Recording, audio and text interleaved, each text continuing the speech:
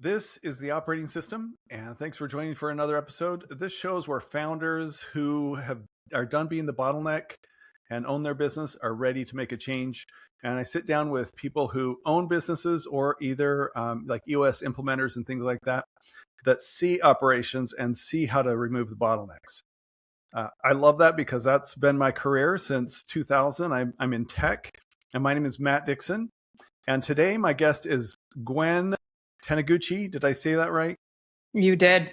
You are a certified exit planning advisor and partner of operations and strategic growth at Peak Advisory Group. And what you do is you take what companies are working on right now and help them get to a sellable state. Is that right? That's correct. So really, what can we do to make the business more transferable? And really, it's more about like optionality, right? Sure, maybe it's a sale, but really it's giving you the option to bring in managers, bring in an actual CEO and elevate yourself to a founder position and or sell. So the whole goal is optionality. Oh, that's an interesting way to put it. I didn't really think of that. I thought most people would just want to sell because, well, especially boomers, right? They're getting older. Well, yeah, I mean, absolutely.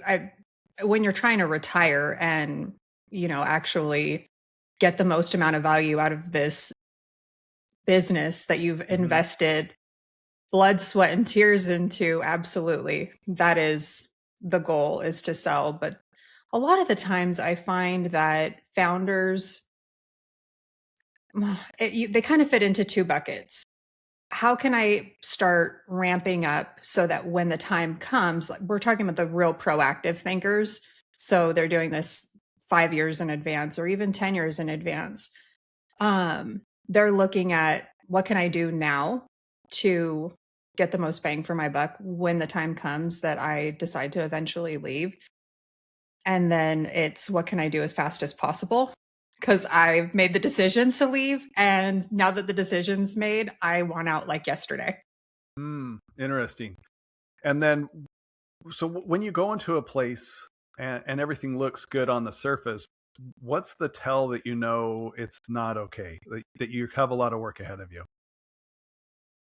So I have discovered that irritation is actually holds so much operational data. When you're doing an interview with a founder or key team members, and you kind of ask where they think that the operational bottlenecks are. Where do they think that the process or the workflow can improve? And you have to kind of do a little bit of digging, but there's often some low grade irritation that begins to surface. I don't know why I'm always getting asked this. Why do I always keep having to fix this? Or I always have to fix this thing. Why isn't X department taking initiative on this? When you start to clue into those irritation signals, it holds so much information. And that's kind of where I begin to start, because it can look, revenue hides operational dysfunction sometimes. And so surface level, it can look great. It could be profitable, books clean, all of those things, but the business can still be so founder dependent, and those I follow like the irritation clues. Okay, interesting. And then tell me a little bit about the operations and financials and how those correlate together. Oh, I mean, financials, good bookkeeping, good accounting shows you kind of where you've been, what's gone right. There's also clues in there.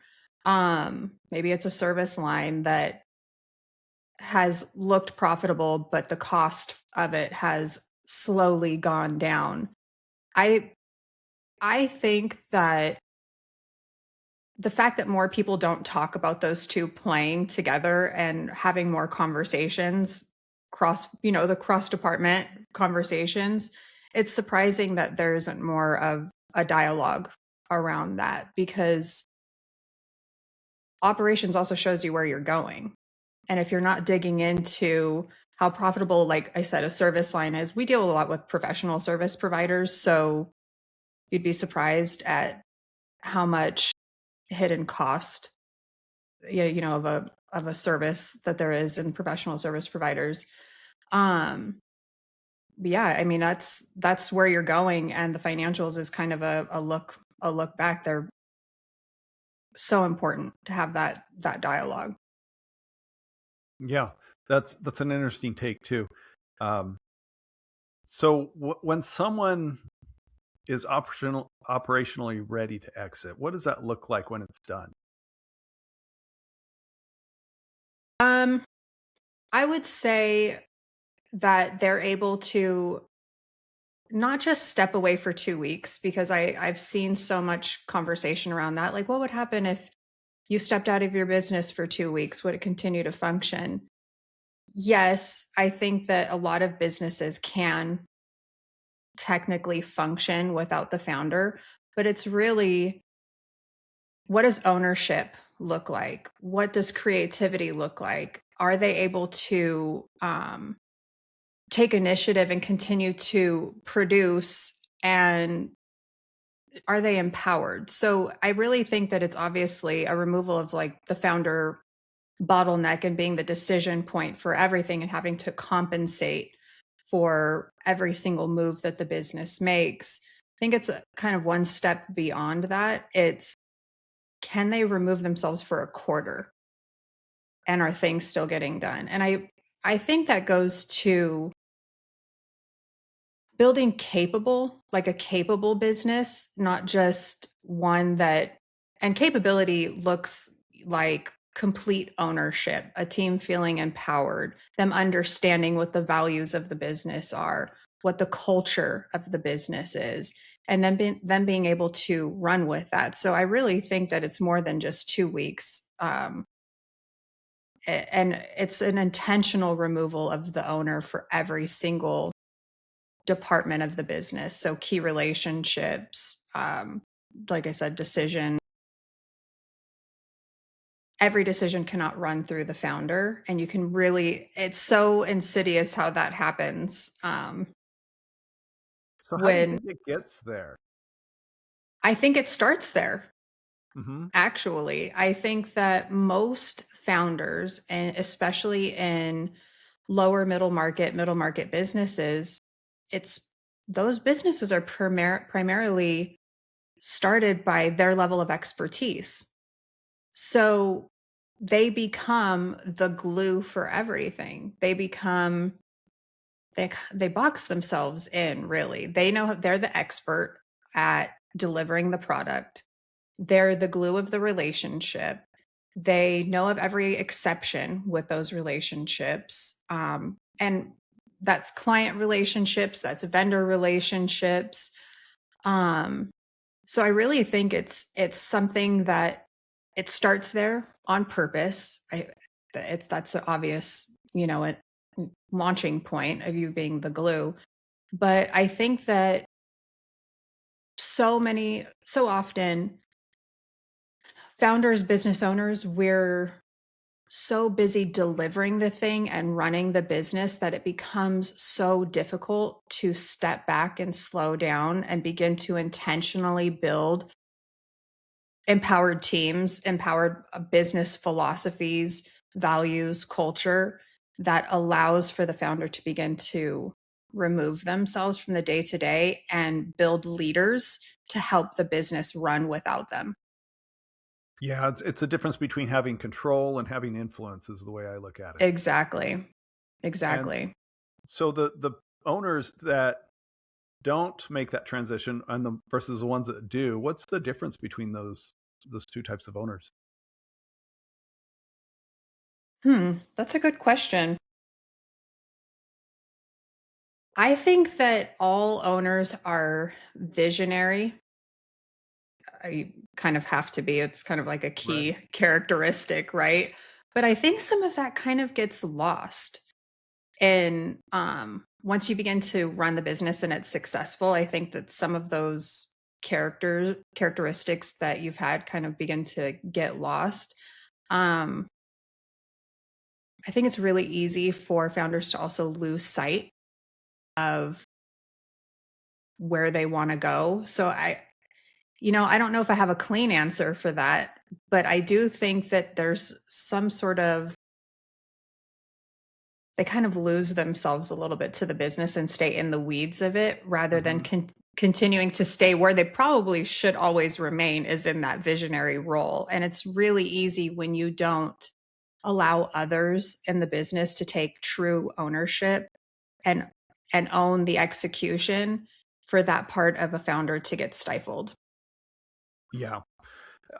Also, it sounds like you play a lot of different roles, wear a lot of different hats. Like you're half Yes. therapist, you're half coach, you're half analyst, you're like, right? You're all sides of the brain are Yes, being it's not used. clean. It's not clean. Operations is so much more than just do you have the SOPs in place? Because you can have SOPs for everything Hmm. and everything still get hung up on one person. And that could be the CEO founder, that could be a key employee that's been there from the beginning and has all of that tribal knowledge that just hasn't each situation is slightly different. Each client is slightly different. You can have SOPs for everything. And if there isn't continuity across departments, I mean, you're hung up. Well, client And XYZ always gets special treatment. So then everything, you can't have a standard when there's different standards. exactly. It's funny. I was talking about this recently. This is years ago, early 20s, and I did AR and AP. And I started working my list for collections, on people that had gone past due. And the business manager said, "Oh, you called so and so? I just got a call. Yeah, they're 45 days past due. Hmm. Well, we can't call them. We know that they're always late, and they always pay. It's just." And I remember at that point, I wish I would have known. Who knew that, years later I would end up helping businesses with that very thing. But I still remember that feeling of it instilled a lack of confidence in being able to just take ownership of my job. And so I felt the need to, what about this one? Is there any exception on this one? Is there any exception on this one? And there were a lot of them. So it was not only learning how to do the job, but learning every exception that came with the clients as well. And it just was so 20 plus years later, I still remember that feeling. Yeah. And I'm sure you're probably thinking last time I looked, we're not a bank. So Exactly. why are we Exactly. floating them this? Yeah, why are we floating them this, this kind of like line of credit? They've received the product and we're the ones that are suffering because we've paid the vendor already for it. Yeah. So it was a very it was kind of insignificant in the moment, but it's really stuck with me on the importance of, and she was a key employee. She had been with the company for forever. So she knew everything. Everybody defaulted to her, not Yeah. necessarily the owners. That's interesting. So, what's your process when you try to help get those standard operating procedures and improve workflows and get the owner out of the business?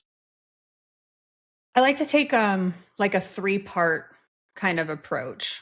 Leadership, how priorities are established, communication is handled, what's reinforced, what's changed. I like to see who owns what, um, who owns the result, who owns the making the decisions, and where that authority really sits, and then execution.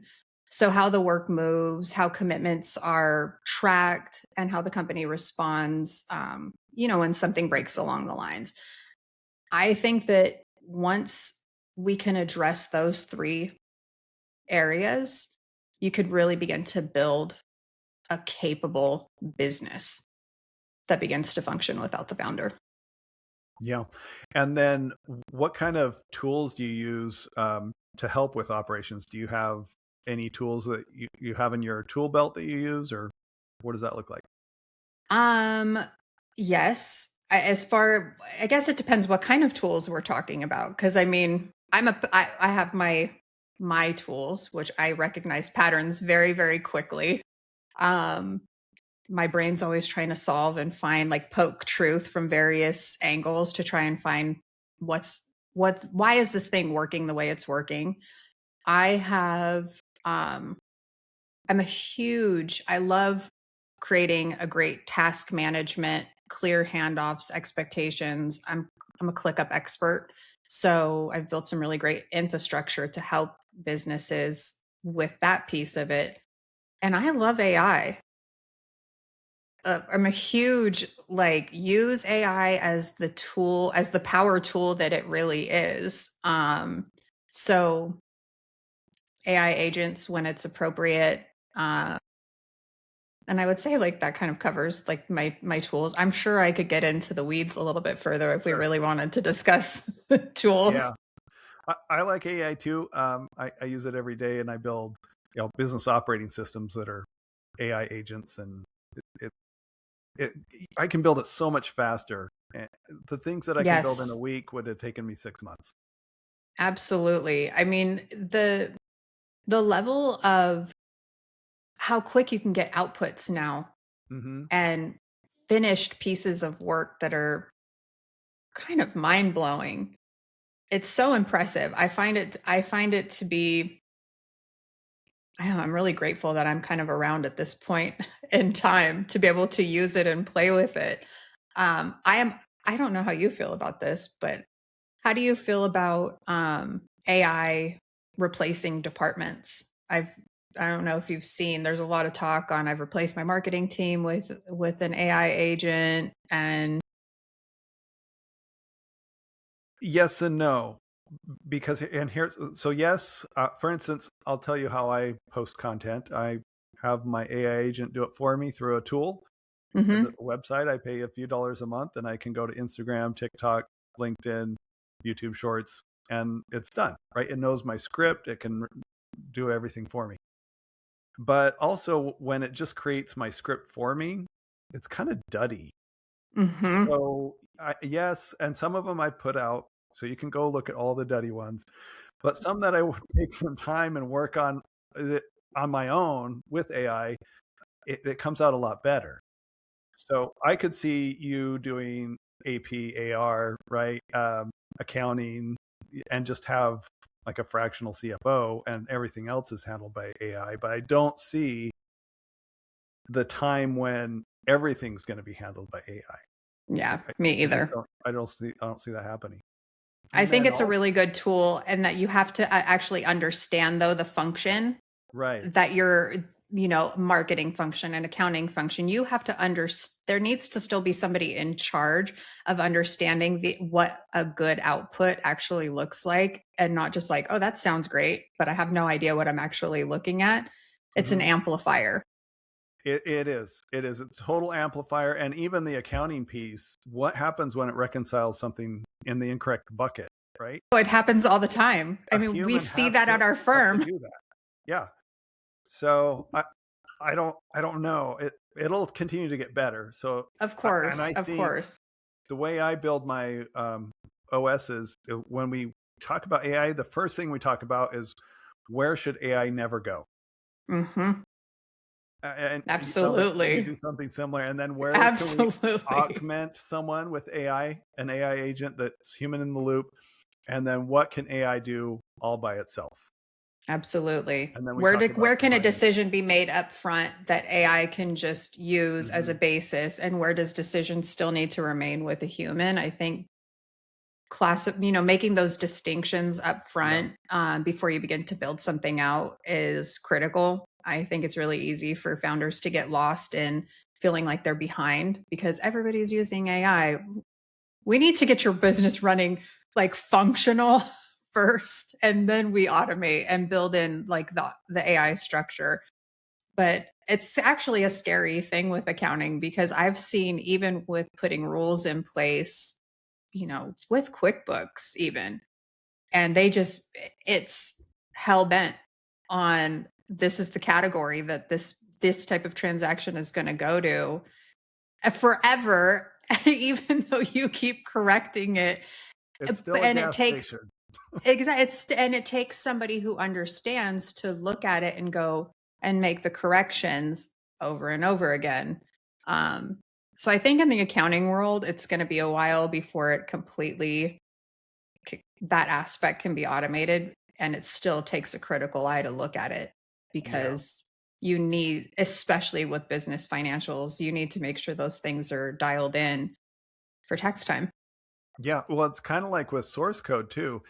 If you don't verify that the AI agent wrote something that's viable, you're responsible. The developer who checked Exactly. that in still used an AI agent and still is responsible for that bug that he created. Absolutely. So when you go to document your processes for a company, are you looking to just shift it from the owner down the line, or are you looking to remove that and automating it, or what's your approach on that? Really, I'm looking to not like you can delegate a task and it's still the person can still not be totally responsible for the outcome. And because they haven't been assigned ownership. And there's a distinction there. So I look for opportunities where, okay, what is still running through the founder that absolutely doesn't need to? And you can quickly understand it should never all be handled at once. I want to just preface this with nuance. I do not come in. This is a phased thing to eventually get a founder out of all or most uh, decisions. But looking at, what department or what role should own this and what does done right in the eyes of the founder look like? Hmm. Then we have a basis to go off of and creating an SOP or creating training um, documents, looms, whatever the case is, to empower that role to be able to completely do the task, own the outcome, and operate in a capable fashion. It's it's it's a time suck to be able to do that. It's so worth it though.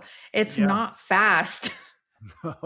And then once that person has ownership, are they able to do it the way they want? Like, could they build their own tool or buy a tool or something like that? Absolutely. And within that, I'm always looking for opportunities to automate, use AI to give that role tools to make the output better in some case or just faster. But yes, I often have said how they're doing it isn't necessarily your business. Your business is we've set up, this is the standard, this is what done complete looks like. How they arrive there is never going to look like you. And that sometimes is good because we want to empower teams to take initiative, to be creative, to try new things. And sometimes there's going to be failings, but if you're not ever testing new ways to do things, you're dying.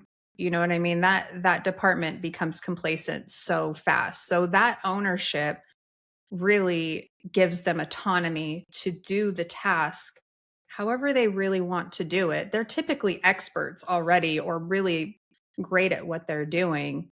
You empower them to take full ownership of what that getting that work done looks like. It boosts morale too. They feel Right. good.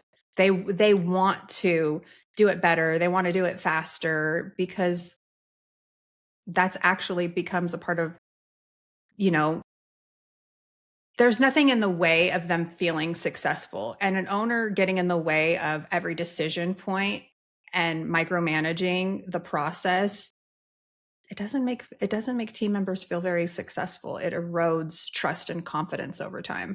Absolutely. I like to look at it.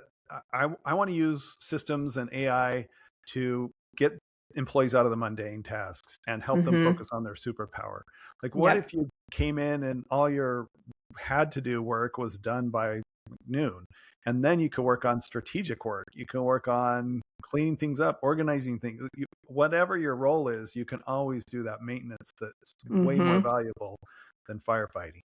Absolutely. Do actual quarterly housekeeping of whatever the tasks are. Clean. Absolutely. I agree with that completely. Yeah. Let's see. Sorry, I lost my train of thought. So in a buyer in diligence, does he pay more for a thick operations manual or proof that the business is working, or if a specific person shows up on Monday?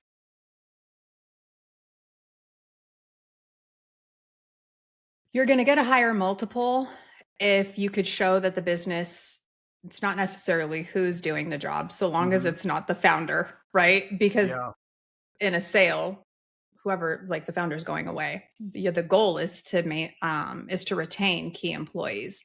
So really, you're going to get a higher multiple, profits good, EBITDA, all those Hmm. things, and customer relationships aren't just tied to the founder, because you have to assume that those would end up walking with the founder. So it's really somebody else besides the founder doing it that you're going to get a better multiple, so long as those other factors are Yeah. look good. So the who is more of who it isn't versus who it is. Exactly exactly And then I like who's that, who it yeah, isn't rather than who it is. I like that a lot. not this person. So who's ready to actually start exit planning? Basically, who's your ideal client? I mean, everybody should start exit planning. I have been saying this for almost 15 years now. Like, the way you start your business, you should start with the mindset of, is it transferable to somebody else? And so everybody, ideal clients that we work with, lower middle market, professional service providers, construction. That's typically who we work with. And I think that the earlier you start planning your exit, the better. Because, like I said in the beginning of this, once the decision has been made Yeah. that I want to sell, it's a very quick switch from I'm thinking about selling to I want to sell to why aren't we done with this? And so start it now to make everything else easier once you hit that decision point. Yeah. So what's your next move here at Peak? Next move at Peak, we are really focusing on making on the financial piece of things. Actually, we have a team that does accounting, month-end reporting, valuations. You'd be surprised to know how many people come in for evaluation, or they're talking to a broker and they need years worth of accounting cleaned up. And that is the first thing that any buyer is going to look at is, do you have clean financials that make sense, that match the narrative of what you're saying? And so we're really doubling down on that piece because we've seen so many deals get hung up on that. Um, and probably see me more doing more operational due diligence. I really enjoy that piece quite a bit. Yeah. And how are you going to implement AI going forward? You said you love it. So what kind of things are you thinking about? It's funny. I am actually deep in discovery on how to implement AI in accounting. I mean, customer confidentiality is huge. Um, some of the things that I've seen natively in the accounting platforms like QuickBooks, I'm not a huge fan of. Um, so I'm actually not sure. You've caught me at a point actually where I am still in discovery of what that looks like for not just the work itself, but client delivery of reports and things. But we are definitely moving in that direction. We just want to make sure that we do so in a way that's in integrity and that protects client financial information. Yeah, for sure. Have you played around with local LLMs at all, or is that part of your research Y- yet? Yes, I've built some LLMs, not on the financial side. I think that there's an opportunity there. So if you have any suggestions, I'd be very open to hearing. Yeah, well, we can definitely chat some more about it if you would like. Sounds good. And if people want to, was there anything that I missed? Anything else you want to talk about? No, I think we covered it. I think we're good. All right. If people want to reach out to you, where can they find you? They can find me at www.peak advisory, and that's PEEK advisory.com, or Gwen Taniguchi on LinkedIn. Awesome. Well, I appreciate your time and thanks for joining me. And that was Gwen Taniguchi. And if you are an owner who wants to walk away from their company down the road, she's a great person to talk to, and I'm sure she'd do a great job to help you out. Thank you so much. Thank you.